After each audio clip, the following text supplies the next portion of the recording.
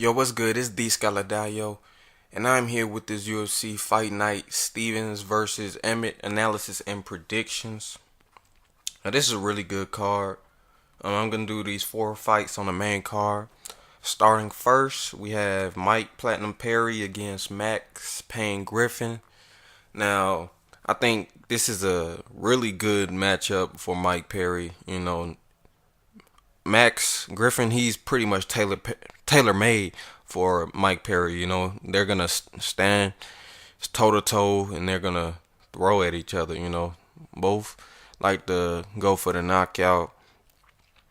So I think in this fight you're definitely gonna see a knockout. Yeah, I don't see this fight hitting the ground at all. They're both strikers. I think this is a really good matchup for Mike Perry. Max Griffin, he had a really good fighter night against Zaleski Dos Santos. That was a really good back and forth fight, but he got hurt. Plenty. He got hurt plenty in that fight. And Mike Perry is someone who hits extremely hard at 170. So I think for Max Griffin, if he wants to win this fight, he can't fight his typical style of just brawling, because he's fighting somebody who has more power and somebody who has a tougher chin than him. So if he fights that same style, he's gonna get knocked out in this fight. He's really gonna have to fight technically, use lateral movement, and pick his shots against Mike Perry. Because we know Mike Perry, he's gonna come forward, and he will definitely like to test that chin. He trusts his chin. That's why he's so aggressive in his fights. And Mike Perry, he has 100% knockout rate. So if he wins this fight, it's most likely gonna be by knockout. So yeah, I think my Max Griffin, he's gonna wanna definitely play the technical game in this fight. I think he's slightly better technically than Mike Perry. If he can really utilize that lateral movement, establish a good jab, and keep the range, I think that's his best chance to win this fight. But for my prediction, I'm gonna have to go Mike Perry in this fight. I'm gonna go Mike Perry by knockout in the second round, I think. Next, we have a really good matchup as well. Ovin St. Preux versus Ilir Latifi. This is a really good light heavyweight fight. It's hard to tell who's gonna take this one. You have Ovin St. Preux. He's coming off that Vlon Food choke over Okami. And you have Ilir Latifi coming off a win against Tyson Pedro. So both of these dudes looking to add to their winning streaks. Striking, Ovin St. Preux, he's gonna definitely have the length, the height, reach advantage. In this fight, he has an 8-inch reach advantage over Latifi. Both are very powerful strikers. Ovin St. Preux, he's not the most technical striker on the feet. He has very powerful strikes, good left hand, a good high kick as well. They knocked out Corey Anderson with. And Ilir Latifi, he's powerful as well, very powerful. He has that really short, stocky, strong build, extremely strong at light heavyweight. Striking wise, I'll give the advantage to St. Preux due to his length, but he still has power. Yeah, he's gonna want to use his length against Ilir Latifi, because Ilir Latifi will probably be looking to get inside. Grappling wise, I think Ilir Latifi, he's gonna be the better wrestler. It's gonna be all of us. It's gonna come down to if Latifi can hold down St. Preux, and if he can stay off bottom, because Ovin St. Preux is really good once he gets top position, has really good submissions from the top. But I do think Ilir Latifi will have the wrestling advantage. He averages about 2.5 takedowns to Ovin St. Preux's one. Ovin St. Preux, he has about 64% takedown defense, so that's not the best. Ilir Latifi, he has 100% takedown defense, so he hasn't been taken down. Grappling wise, Ovin St. Preux is definitely the submission threat in this fight. Ilir Latifi, he's more of a control guy. Once he gets the fight to the ground, he likes to get off that ground and pound.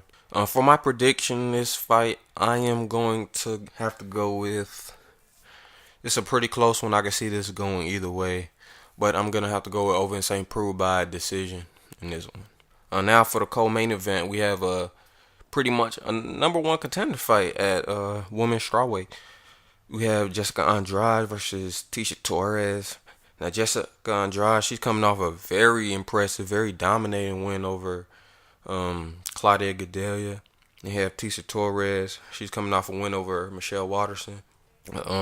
This is a very important fight because Tisha Torres, she has a win over the current champion Rose, so she's gonna be looking to get that trilogy fight with this win. And Jessica Andrade, um, she's also available to get the title shot too if she wins this fight. You know, she hasn't fought Rose yet, with Rose beating Joanna. So the winner of this fight, I think, is gonna fight next for the title. Striking wise, you have Jessica Andrade. She's a very powerful John Lineker style fighter. She likes to move forward constantly. Likes to rip the body. Likes to start with the body, then come back up top. You know, with very wide hooks. You have Tisha Torres. She has that I believe Taekwondo background, so she has those types of blitz like attacks. You know, very quick, pretty strong as well. But I think she will have, you know, trouble in close range with Jessica Andrade because Jessica Andrade is very strong for this division. Yeah, I think Tisha Torres, she's gonna definitely want to use a lot of movement in this fight because Jessica Andrade, if you stand in front of her, she's gonna tee off on you. So Tisha Torres, she's definitely gonna use her movement. She's definitely gonna catch Jessica Andrade coming in with her own blitzes. Definitely use her kicks from the outside. I think in the grappling exchanges, Tisha Torres definitely want to defend the takedown. She's definitely want to keep this fight standing. That's gonna give her the best chance of winning this fight. Jessica Andrade has really good takedowns, very strong. You know, very powerful ground and pound.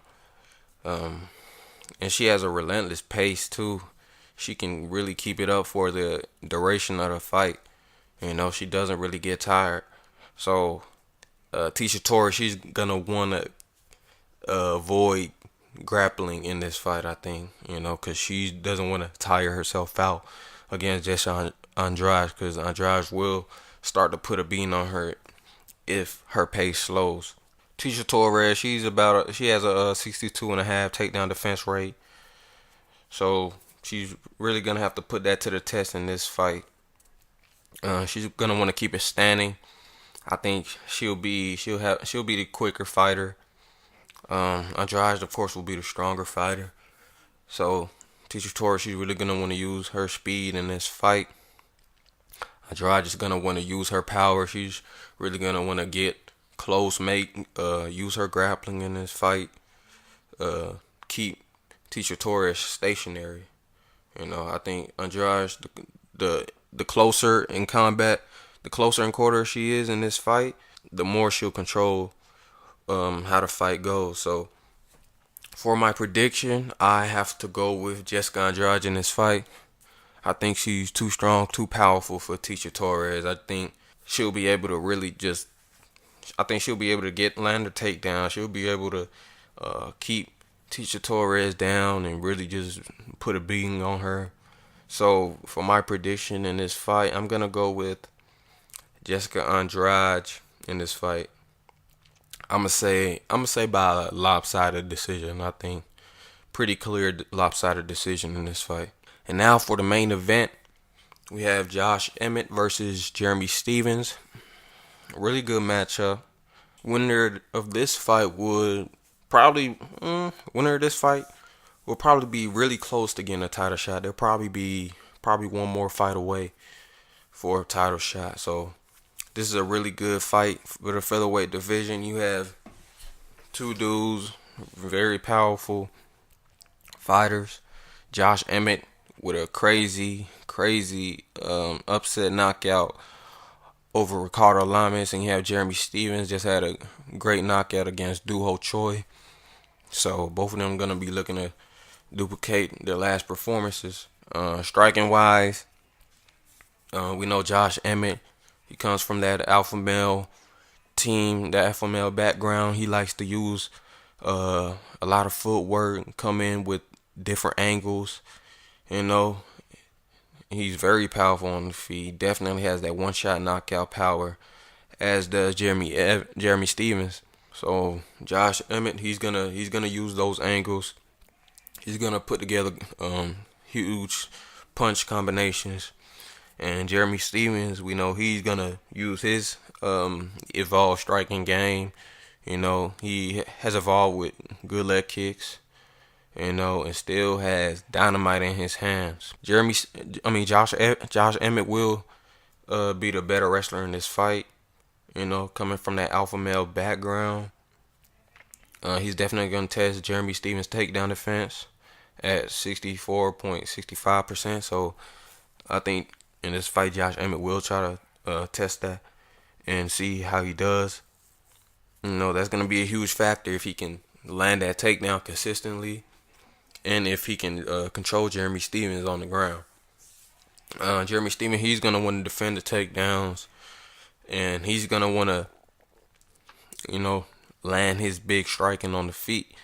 You know, both of these fighters, they have to be wary because both of them really carry a lot of power for this division. So it's going to be interesting to see who holds that advantage.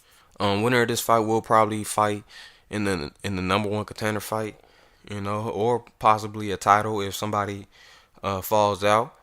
So this is a very important fight. It's 5 rounds. Cardio wise, I think it's gonna. We haven't seen Josh Emmett go 5 rounds in the UFC. You know, we'll see.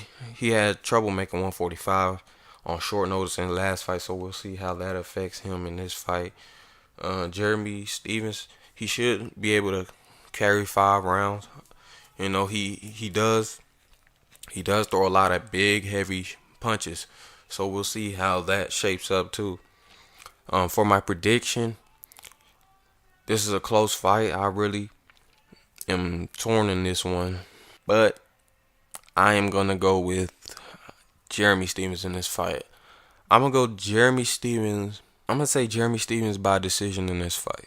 I'm going with him. Just having the more experience is the only thing I could really separate